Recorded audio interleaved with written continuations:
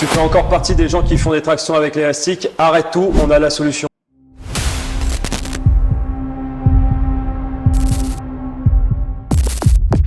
Traction élastique, pourquoi on les fait jamais faire ici au QG, bien qu'on en ait beaucoup la demande? Effectivement, quand on a un entraînement où il y a des tractions, j'ai sans arrêt, au moins une fois par cours, la question: est-ce que j'ai le droit de mettre un élastique pour mes tractions? Non Jackie, non Micheline, l'élastique. L'élastique sur la gymnastique suspendue, ça va contourner le problème. Effectivement, si tu n'arrives pas à faire de traction, c'est qu'il y a un problème. Et rajouter un élastique ne va certainement pas t'aider à avoir des tractions. Et là, on va me sortir: oui, mais dans mon ancienne salle de CrossFit, on faisait des tractions à l'élastique et j'ai bien progressé. Au début, j'avais un rouge et puis après, je suis arrivé avec un bleu. Ouais, mais t'as toujours pas de traction, ça fait 3 ans que tu fais du CrossFit. Pose-toi les bonnes questions. Bonjour, c'est Guillaume Guillaume. Bonjour, c'est Guillaume Guillaume. Let's go.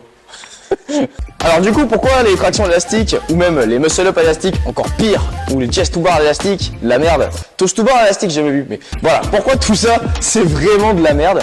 Parce qu'en fait, ça va inhiber complètement, le travail du grip. Bah ouais, effectivement.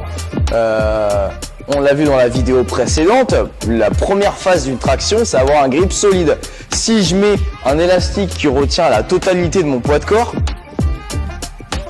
bah, j'ai pas besoin de mes avant-bras pour monter, c'est l'élastique qui va me faire monter. Donc du coup, la première phase déjà, boum, elle n'existe pas. Donc si tu veux passer sur des vraies tractions par la suite, déjà la première phase, tu la maîtrises pas. Comment passer sur la deuxième quand on ne maîtrise pas la première? Deuxième chose, sur l'élastique, en gymnastique suspendue, ce qui est très cool, c'est que le seul point de contact où on peut prendre de l'énergie et la restituer, c'est au niveau de nos mains. Puisque normalement, les pieds sont décollés. Donc, si jamais il y a quelque chose qui vient tirer nos pieds vers le ciel, et bah du coup, on n'est plus du tout dans la même motricité qu'une traction. Donc là, tu comprends que c'est un peu de la merde. Troisième point, si c'est trop facile de faire des tractions parce qu'un élastique, il va complètement te tirer avec de l'élan, et ben en fait, toutes les phases d'appui où tu viens activer tes omoplates, tu viens faire un petit press back et tu viens tirer ta barre, en fait, tu n'en as absolument pas besoin et tu vas finir par faire des tractions comme ça. Les muscle-up, c'est pareil. Et après, tu viendras nous voir au QG parce que ça fait 3 ans que tu fais du CrossFit et que tu n'as toujours pas une traction.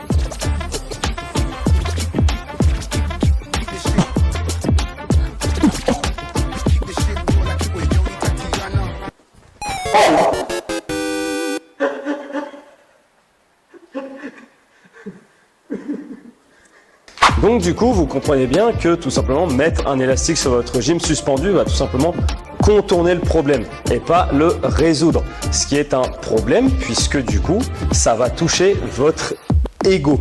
Et donc du coup, là, va falloir tout simplement travailler votre ego et la relation que vous avez avec vous-même lors de votre gym suspendu.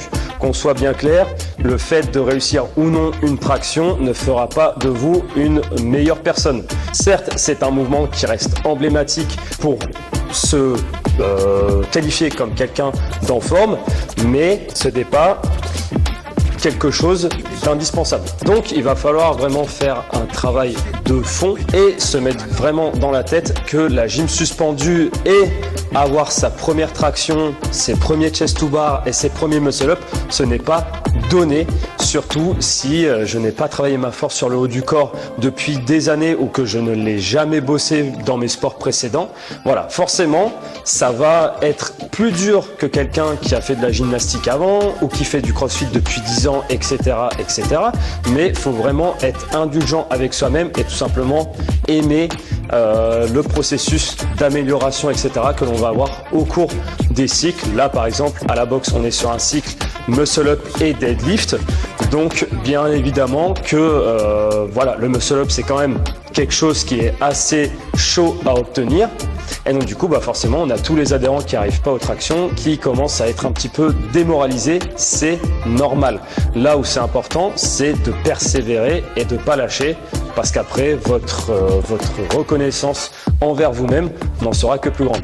Maintenant, tu te dis, ok, j'ai jeté à la poubelle mon élastique, mais je fais quoi concrètement, pour vraiment progresser sur les tractions. On va te montrer 3 exercices pour que tu puisses progresser en toute sécurité. Donc les 3 étapes à avoir. Le premier, ça va être le dead hang. On l'a expliqué dans le vlog précédent.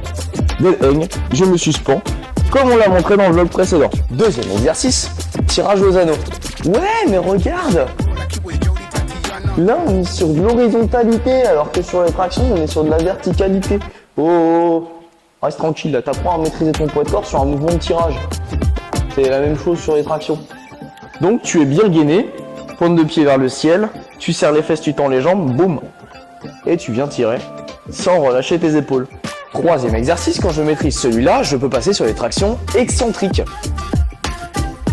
Je monte comme je peux, menton au-dessus de la barre, je me place et je viens faire la descente le plus doucement possible. 5 secondes, c'est pas mal. Vous me faites 3 répétitions et puis voilà, après déjà si j'arrive à maîtriser 5 répétitions sur quelques séries, je suis en capacité de pouvoir faire des vraies tractions. Tu l'auras compris, les tractions à élastique, la gymnastique suspendue à élastique, c'est vraiment de la grosse merde. Et si dans ta salle, vous faites ça, si dans ton ancienne salle, vous faisiez ça, tu sais que la personne ne sait pas te faire progresser en gymnastique. Si, les tractions à élastique, ça peut être d'une utilité, mais pas dans le but de pouvoir progresser sur les tractions. Tu peux t'en servir pour du renforcement musculaire ou plein d'autres choses. Voilà, on va pas cracher non plus sur les élastiques, c'est quand même très intéressant. Voilà, mais seulement dans certains cas. Sur ce, j'espère que ton élastique, maintenant tu vas te le réserver pour des trucs bien, hein, sinon... Baisse-toi un petit peu. Hein. Donc maintenant, j'espère que ton élastique, tu te le réserves dans ton petit sac pour l'échauffement ou pour des trucs bien, d'accord, mais surtout pas pour essayer d'avoir tes premières tractions et contourner le problème. Si tu as aimé cet épisode, tu mets un pouce bleu. Non, je fais les mimes. Ouais, j'ai vu. Tu mets en commentaire Élastique. pull-up, élastique. Pull-up à l'élastique, tu mets. Et si tu fais des tractions à élastique, c'est probablement que tu n'es pas encore abonné à la chaîne, mais que tu regardes le contenu. Si jamais tu regardes le contenu sans être abonné à la chaîne, Eh ben, tu t'abonnes. ouais, s'il te plaît, T'abonnes. Sinon, ton élastique ira dans tes testicules. comme moi tout à l'heure. Et ça fait pas du bien. Sur ce, Bisous. des bisous.